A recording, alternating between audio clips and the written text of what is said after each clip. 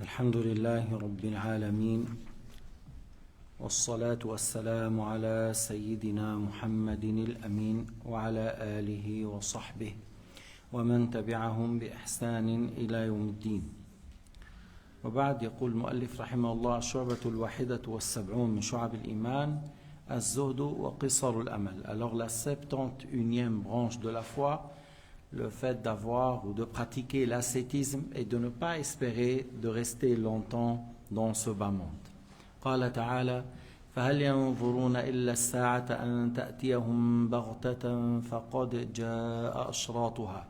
Ce qui signifie, est-ce qu'ils attendent, ils n'attendent que l'heure, qu'il vient par surprise, qu'il les surprenne, parce que ces conditions, c'est-à-dire certains de ces signes sont apparus, sont déjà arrivés. Beaucoup des signes de l'heure, c'est proche. D'ailleurs, l'envoi de Sayyidina Muhammad, c'est parmi les signes, et d'autres signes qu'on vient de dire, les sauts qui sont proches, l'ignorance, la tyrannie, il y a beaucoup de ces choses-là ont apparu. Bientôt, on peut avoir à tout moment, parmi les derniers signes de ces petits, la sortie de Mahdi, puis après, il y a les grands signes qui enchaînent. La faux Messie, le Jésus qui descend, le soleil qui sort de l'ouest et se lève de l'ouest. Alors, c'est pour dire qu'il faut que la personne se précipite à faire les bonnes œuvres avant que l'heure arrive ou avant la mort. يعني فليجتهد الإنسان بالعمل الصالح بالصلاة بالطاعات بعمل الخيرات قبل أن تأتي الساعة وقبل أن يأتيه الموت. قال عليه الصلاة والسلام: بعثت أنا والساعة كهاتين. رواه البخاري.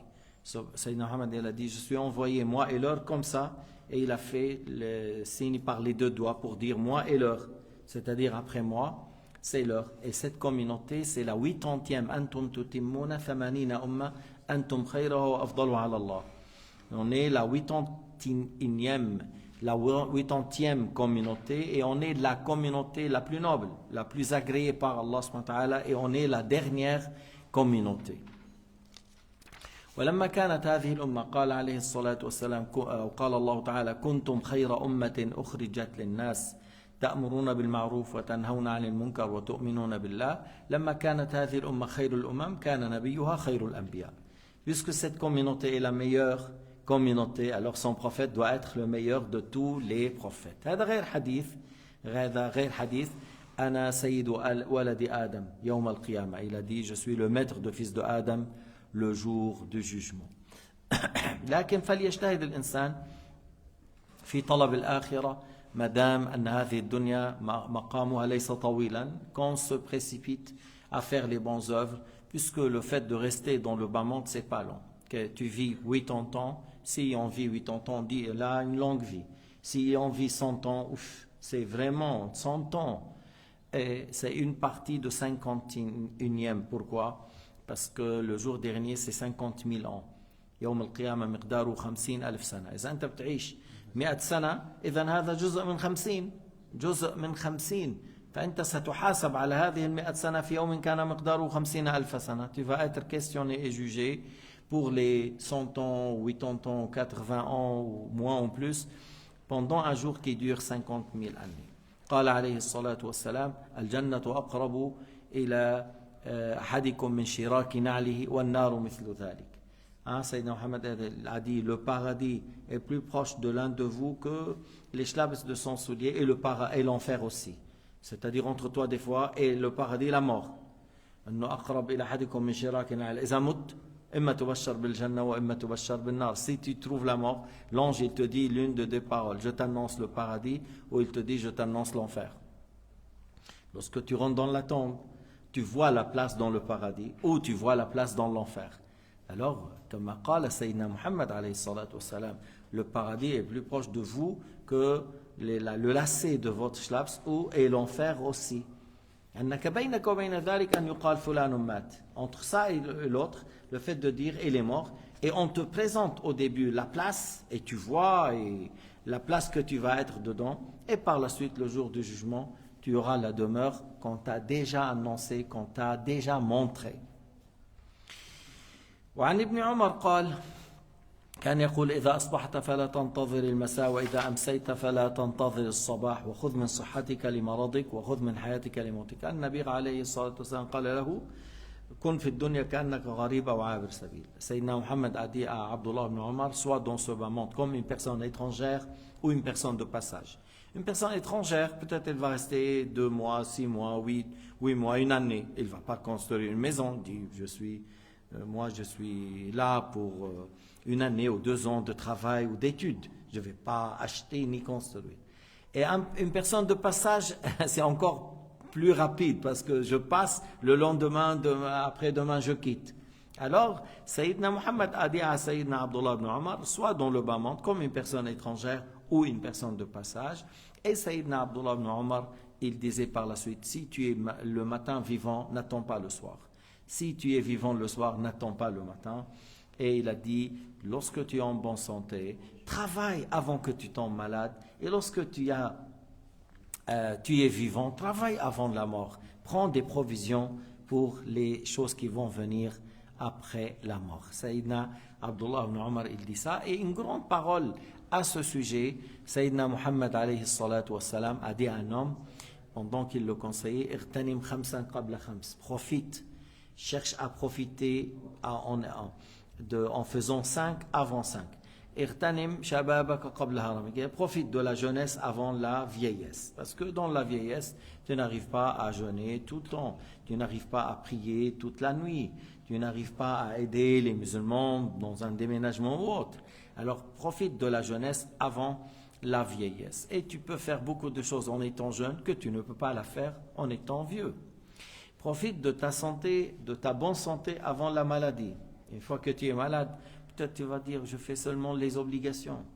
Tu n'arrives pas à faire beaucoup de umrah, tu n'arrives pas à faire beaucoup de tawaf, tu n'arrives pas à faire beaucoup de prières, tu n'arrives pas à sortir à la mosquée pour apprendre. Alors, en ayant la bonne santé, profite avant que tu tombes malade. Et par la suite, tu as besoin de quelqu'un qui te seulement t'aider pour aller aux toilettes. Alors, avant d'être dans cet état, sors, parce que les pas que tu fais pour la mosquée, c'est des hasanat, que ce soit pour la science ou pour la prière. Les pas que tu fais pour rendre visite à un malade. Tu vois? Parce que lorsque tu es malade, quand tu arrives à visiter un malade, c'est les gens qui vont venir pour te rendre visite et ils cherchent, eux, la récompense. Et en ayant la bonne santé, va. À chaque fois que tu visites un malade, tu as un verger dans le paradis. Et 70 000 anges sortent avec toi pour demander à Allah Ta'ala le pardon pour toi. 70,000 ملائكة يستغفرون لك. ولك بستان في الجنة في زيارتك للمريض. لما تكون صحيحا معافا تستطيع أن تفعل أشياء لا تفعلها في المرض. فاغتنم الصحة قبل المرض. وغناك قبل فقرك. Profite. Actuellement, si tu as un travail, il y a un salaire, il y a quelque chose qui reste, profite parce que après, à un certain moment, tu n'as plus du travail, tu n'as plus un bon salaire. Surtout qu'il y a des gens, des fois, voilà, j'ai un bon salaire, voilà, il a acheté une maison, il a acheté une voiture, et voilà, après, puis, il n'y a plus, et ils l'ont viré du travail, ils l'ont viré du travail. Bon, ils te donnent chômage à un certain moment et après.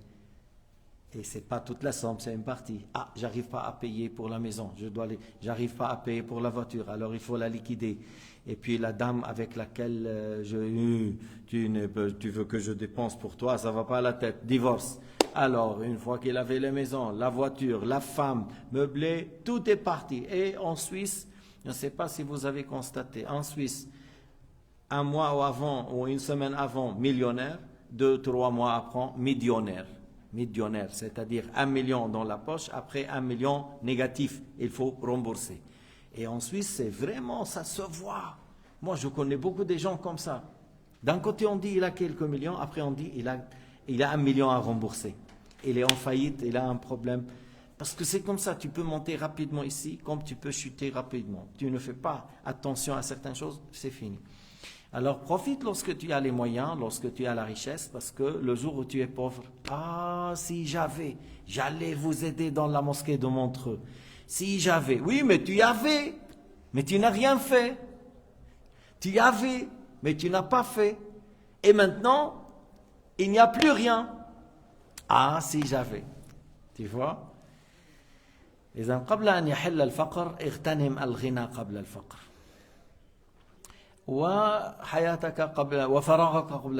Le temps libre, lorsque tu as du temps libre, profite. Tu as du temps libre, je lis le Coran, j'apprends le Coran par cœur. J'ai du temps libre, je nettoie la mosquée. J'ai du temps libre, je fais le dhikr. J'ai du temps libre, je vais aider telle personne. J'ai du temps libre. Je peux faire beaucoup de choses lorsqu'il y a du temps libre. J'apprends le Coran par cœur, j'apprends tel livre, je cherche la science, ainsi de suite. Parce que après à un certain moment, tu dis, j'arrive plus. J'ai 4 femmes, je dois les nourrir, j'ai des enfants, j'ai de charges à faire, j'arrive plus. J'y arrive plus même à coiffer les cheveux. Alors oui, tu es très occupé maintenant. Et il a dit, il faut que tu profites pendant que tu es vivant avant la mort. Profite durant la vie avant la mort. Parce que, subhanallah, walhamdulillah, la ilaha illallah, wallahu akbar. C'est quelques mots que tu as dit. C'est mieux que le fait d'avoir une montagne en or. Hayata qabla mautika, fais 2 rak'at, lillahi ta'ala, agréé, qu'Allah a accepté. C'est mieux que le fait d'avoir tout ce qui est sur cette terre. Tu es vivant, tu peux faire. Une fois que tu es mort, c'est fini. Le livre s'est fermé et voilà, tes actes sont clôturés. Sauf si tu as fait une aumône continuelle. Tu as laissé une science bénéfique, une aumône continuelle et un fils qui fait des invocations pour toi. Mais les actes s'arrêtent. Une fois qu'on est mort, les actes s'arrêtent. Alors avant qu'on va dans la mort, profite durant la vie, par les œuvres du bien, propager la science, faire du bien, laisser des aumônes continuelles, construire une mosquée, imprimer un livre qui est important, dire voilà, je veux financer une famille orphelin ou je veux qu'il y a 5 personnes imams, ils étudient comme imams et c'est moi qui paye les frais pour eux. Et puis ces imams-là, après, ils vont enseigner tout ça et c'est toi qui étais derrière. C'est durant la vie, cherche à faire quelque chose avant la mort. Wallahu subhanahu wa ta'ala a'lam wa ahkam. Walhamdulillahi rabbil alamin.